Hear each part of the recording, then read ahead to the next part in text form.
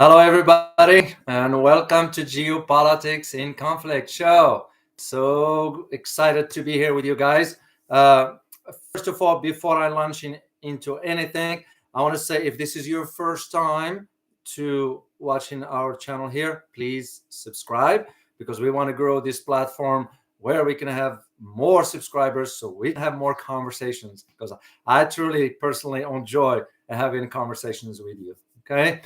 Second thing, I want to let you know that if you are interested in more depth about what we do, check out our membership at geopoliticsinconflict.com. And I will put the link for you at the bottom of the description.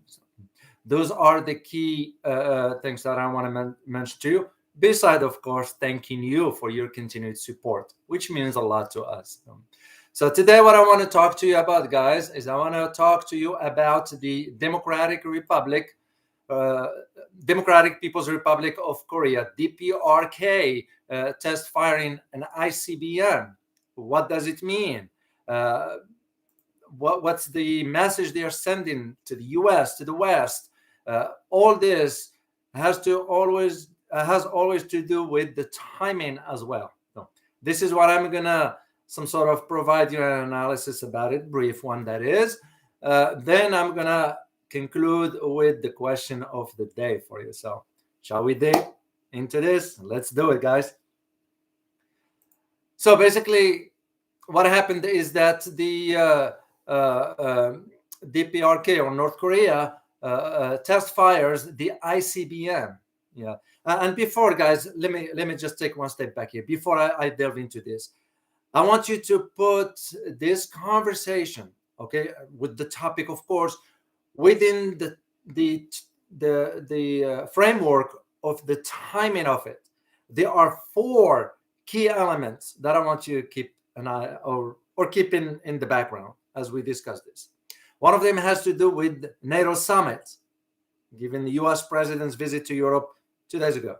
Actually, today, the U.S. President Biden, is in Warsaw, as a matter of fact. So the testing of the ICBM by North Korea coincided with the timing. That's no coincidence. There is a reason for that. The second one has to do with the tensions in Ukraine, how the tensions in Ukraine could impact Asia as a whole, including China in this case. Okay. The third one has to do with the declaration of the South Korean's new president, who's been just elected. He didn't inaugurate the office yet. His name is, and I hope I pronounce it correctly, Yoon Suk Yeol. I hope I pronounce it correctly. Okay. And the fourth element, it has to do with China and Russia rejecting the Western draft at the UN Security Council resolution condemning North Korea's ICBM test. Once again, this is no coincidence. Personally, as I'm putting my geopolitical analyst hat, because here's the thing: in matters of geopolitics, usually the timing is very crucial. I want you to always keep this in mind as you observe what's going on around the world. Certain events, certain incidents, certain events, shall we say, they happen for a reason. And there is always that subtle message that goes into that. I'll give you just another quick example that is not tied to this, but it's just as an example. What is the message of, for example, Wang Yi, the counselor of the China, who has visited Afghanistan, and after Afghanistan, where did he go? He went to India. What is the message there? The message there for the United States that India now is going to be considering amending its tensions and resolving the border disputes with China peacefully. Because remember, it was India, Pakistan, Turkey, Iran, all of them, and 32 other countries in the global south that condemned the sanctions on Russia. So it's just, again, you look at the trends where things are headed. So I look at personally the test of the ICBM by North Korea as another message that North Koreans this time are sending to the United States, given what's going on into the Korean Peninsula. Well, the important thing is that Kim Jong-un supervised the test himself, which just happened yesterday. As they reported that it's, of course, of significance. ICBM are not your typical short-range missiles. And the significance of it is that it shows North Korea's nuclear capabilities and determination in this case, because that's how I will read it, as a determination to deter any U.S. military moves on North Korea. I mean, we all know this is the reason why we couldn't do any military activity against North Korea, because it's a nuclear armed. So you're going to have to think twice about a country that has a nuclear weapon.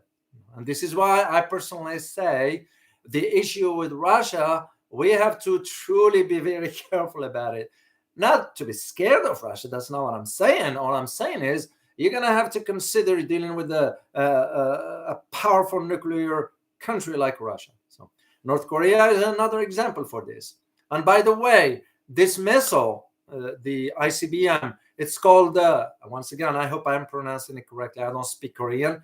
It's called the Wonsong-17, which is considered as the largest liquid-fueled missile that was launched by Korea. And what's into North Korea, that is. And what's interesting about it is it was launched from mobile launch pad. That is very significant. And the importance about it is that this is the first time North Korea tested a fire missile that is considered one of the largest nuclear capable missiles since 2017. And the detail about the flight itself for the missiles is that the data indicated that this missile flew higher and longer than any previous missile North Korea tested before. And the missile, of course, fell into the sea of West Japan. Once again, you take into consideration the timing of it. And I personally seen more than one indication suggesting why North Korea decided to launch or to test fire this missile, the ICBM, yesterday, on Thursday. Because why they didn't do it like a week ago or 2 weeks ago? Because yesterday was the NATO summit. Okay, yesterday the president of the United States was in Europe, still in Europe today. Yesterday was also the visit by Wang Yi to Afghanistan and India. So all this, the timing of it is very, very important. And this is one of the things that I can't stress enough, guys, for you, just to sort of understand the dynamics, how they work. Always look at the trend and the timing for it, because it's very important. The other element that surprised me personally is that the test came only just 3 hours after the declaration of the new president of South Korea, because he was declared the presidential winner for South Korea. And Yoon was reminded. That was, to me, I looked at it as North Korea is sending a signal to remind the new president, how things are, because he is different than the Moon Jae-in, the new South Korean president. And he intends, based on what I read, and I already read some stuff about his approach to how he's going to be dealing with North Korea. He's going to be approaching it differently, very differently, which to me personally, it gives me the indication that is he going to coordinate his rhetoric and the bravado along with the United States regarding North Korea? Because to me, that's what the test is letting him know, that no matter how you're going to think about it, whatever, this is how the tone in the Korean Peninsula is going to be. And I'm sure he will be wise enough and smart enough to know. And because the idea that this new president, Yoon, was challenging the foreign policy of his predecessor as of last time when they debated this issue. And this is the hint that also North Korea is hinting that they will be soon launching a military spy satellites. And to me personally, a move like that will be significantly raising tensions in the Korean Peninsula.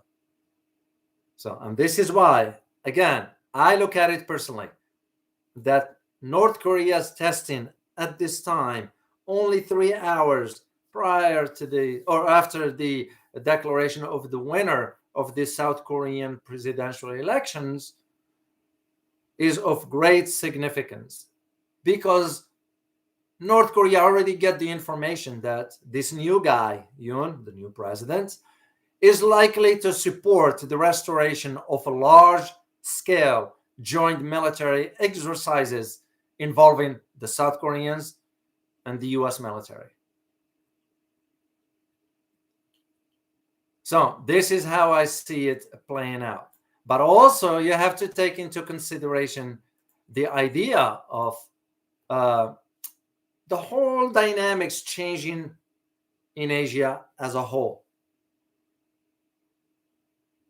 Because you are seeing already certain movements, like, for example, the Chancellor Wang Yi of China being in Afghanistan or being in India. You think also in terms of, which was last week, I believe, if I'm not mistaken, it was Japan, South Korea, and the US had their naval assets moving through the South China Sea. You think in terms of ASEAN countries saying, we don't want to get involved into all this, except, of course, for Singapore, which many have been wondering about what led Singapore to embark on the decision it did, whether it was, what's the word, pushed or ordered to embark on implementing sanctions on Russia. So that's a conversation for a different day, or for a different time, that is. So this is where I see the dynamics of a test like this. It didn't happen in a vacuum, because in geopolitics, that's how things work. You set the messages. If you want to send a message, that's how you do it. Especially with North Korea, we've always been thinking about it that way. But also because the six-party talks regarding the North Korea issue has never sort of moved forward. And this is where I will say, to those who think that China can play a role in the Ukraine crisis, I will challenge them and say, no, China cannot play a role into that. And here is the reason why. And this is my personal opinion. China does not have the experience for that. Okay? Because the last time China got involved in the North Korean talks, the six-party talks, it did not lead anywhere. It's going to take time for China to sort of develop that understanding of how this works. It's just because China has decided from a long time ago not to be involved into this. So we should be realistic in our expectations regarding international conflicts, that just overnight China's going to resolve those. No, China can't, and it won't be able to. And I'm talking here from understanding how those dynamics work. China's going to have, and it is in the process of building that kind of experience for that. So the issue of Ukraine, the Ukrainian war that is going on right now between Ukraine and Russia, to those who are saying, well, China can be the mediator, no, it won't work. It will not work. Because to me personally, and this is my personal opinion, the six-party talks for North Korea, which includes, I believe, South Korea, Japan, the US, Russia, China, and of course North Korea. And this has been going on for quite a while, and it didn't lead to any. Because on the other hand, you're going to have to think in terms of, is China and Russia are supporting North Korea, because you get two key members at the UN Security Council. They can veto any propositions by other permanent members, especially the United States. Once again, it's geopolitics at play. And this is why I am convinced that the testing of the ICBM by North Korea at this time, right now, is of specific message to the United States. Could it be also, and this is just me thinking outside the box, could it be also an indication for that shifting of the global order? Possibly, possibly not. It's because we have to reconsider all the possibilities, all the scenarios. And this is why I find myself thinking about, for example, the sanctions imposed on Russia regarding the energy mainly, is that did we think through the consequences long term? And it will be fair to say, no, we did not. It's because now we're going to be, we here in the United States, and I'm sure it will be around the world, you're going to be seeing food prices going up. I'll give it till about early summer. And we're starting to see sort of a different conversation about this. As a matter of fact, this morning, we had a live stream in another platform in which we discussed this issue openly. So I'm going to make sure next time, for next week, I'll post the location for you so you know where to go as far as that live stream. Fortunately, we can't do it here. You all know why. No need to beat the dead horse here, because we know what the issue is. So to me, was the idea of did the administration think through? It's because when you form a policy, forming or structuring a policy, you don't think only about next month or next year. You have to think next 5, next 10, and the next 20 years. And this is where that conversation that exists right now, or the division that is in Europe and between Europe and the United States regarding where this is going. Americans, we're going to be feeling this very, very, very soon. I'm talking about only 2 to 3 months from now. We're already seeing where things are price-wise with the inflation, with the energy prices. And as a matter of fact, one of my predictions became a reality today. And the prediction that I had back then had to do with the purpose of the sanctions will be to have the United States sell natural gas to Europe. Well, as a matter of fact, this morning, the European Union and the United States came to an agreement by which the United States will be selling natural gas to Europe. Except the Europeans will have to buy it at 10 times the price of what they were paying the Russians. It's their union, their countries, they can decide whatever they want. But eventually, for the consumer, European consumers, once he or she starts to see their, let's say, 50 euro bill for utilities or heat is going to jump to 300, the European countries will have a different conversation. We're going to have the same here. It's just a matter of time. Because here's the thing, as the president of the United States mentioned when he was asked yesterday in Europe about the food shortages, it's a reality. And what happened when there are food shortages? You're all smart enough, guys. You know what I'm referring to. If there is scarcity in food, what do we intend to do? And this is, to me, where pragmatism comes in as far as policymakers thinking about forming a policy. Because you don't form a policy overnight, especially when you're dealing with matters that touches on so many aspects of your global economy. Domestic and global, that is, for that case. You take the case of, and I am sure whatever part of the world you're in, I'm sure you're feeling the prices going up of commodities. And I think of one particular aspect, for example, farmers. What do farmers depend on? They depend on fertilizer. Who are your top producers of fertilizers in the world? Yes, you guessed it right. It's Russia and Belarus. Who are your top wheat producers in the world? Yes, you guessed it right. It's Russia and Ukraine.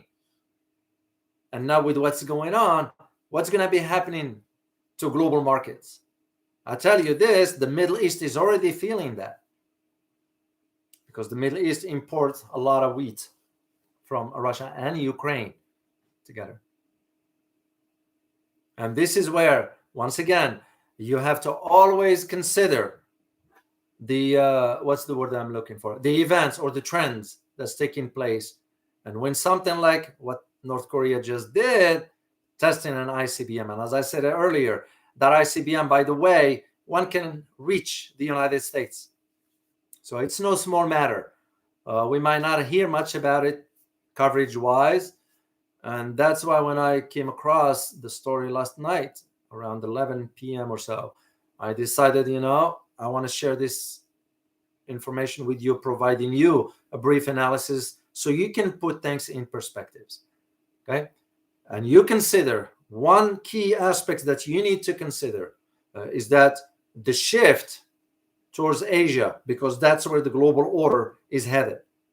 I found it very not convincing when I heard the president saying that the new global order will be led by the United States. Well, sorry, Mr. President, let's be realistic here. Let's be realistic here. The cracks in the transatlantic relations are becoming expanding, are becoming visible. Okay, the new global order that the president was talking about, it's not going to be the same way as it was before. And this leads me to, by the way, just to share with you, because I read some of your answers regarding the question, and I found one particular answer rather from somebody by the name Mia Janko. I hope I pronounced it correctly, and pardon me if I didn't. No, his or her answer was logical, or his answer rather was very, very logical, because the new world order, as he stated, and I quote here, could be a consensus between by framework rationale driven by state interests and regional alignments. Politics will be multipolar and not coerced by military muscles, driven by economic advantages and cultural preferences. End of quote. So I do find it very, very logical reasoning to that particular answer. And that's personally, for me, how I see that transition is going into that direction. The question that we need to ask is, will it be peaceful one? And that is where my big concern personally. Will that transition of the new global order will be peaceful? And that is where my fear is. Why is this? Why am I saying this one? I'm saying this because you have to look at two main trends that just happened last week. Just two. To give you an idea.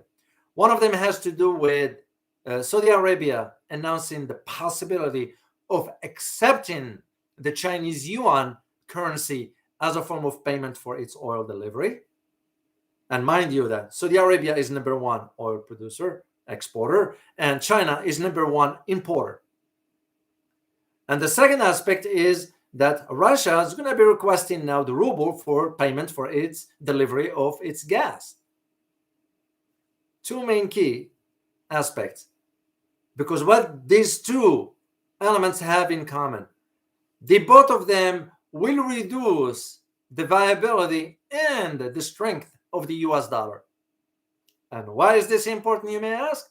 It is important because since 1944, when Bretton Woods system was set in place, the US dollar has been set to manage the global order and used as a tool, which is exactly what we are doing. This is why you have the sanctions and so forth.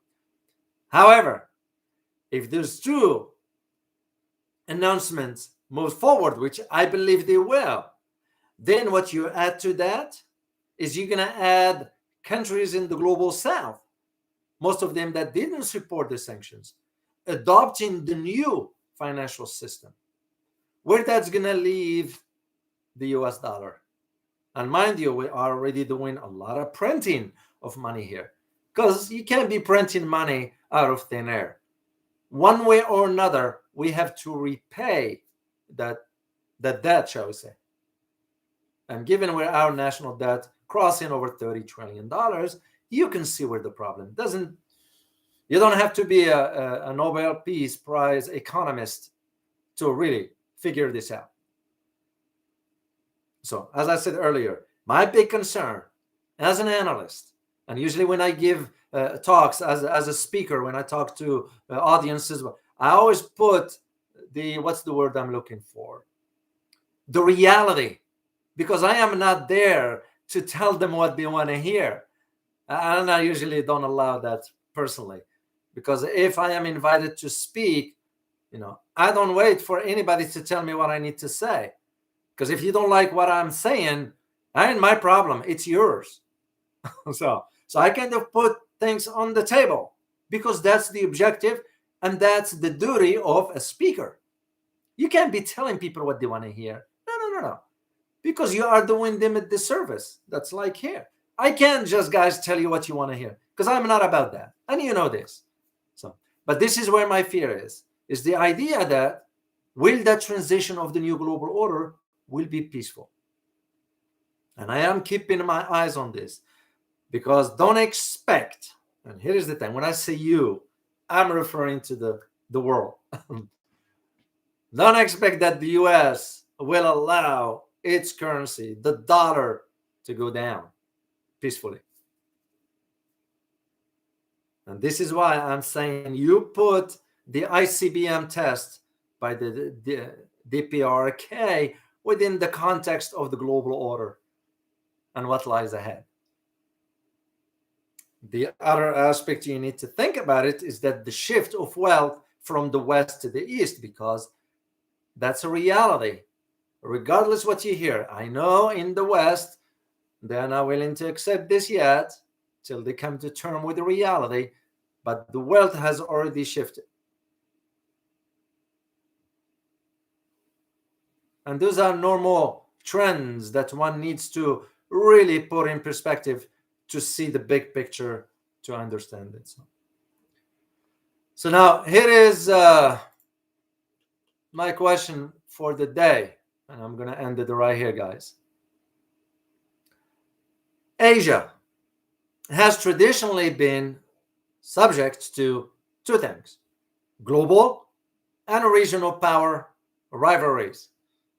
So the question is, will Asia in the 21st century likely to be caught in a contest of a political dominance, military power, and economic influence? I repeat the question. Asia has traditionally been subject to global regional power rivalry. Will Asia in the 21st century likely be caught in a context of political dominance, military power, and economic influence? Because we're all seeing where things are headed. And that was my question for the day. I hope you find this very informative, and I look forward to seeing you next time. As always, guys, stay informed. Till next time. Bye-bye.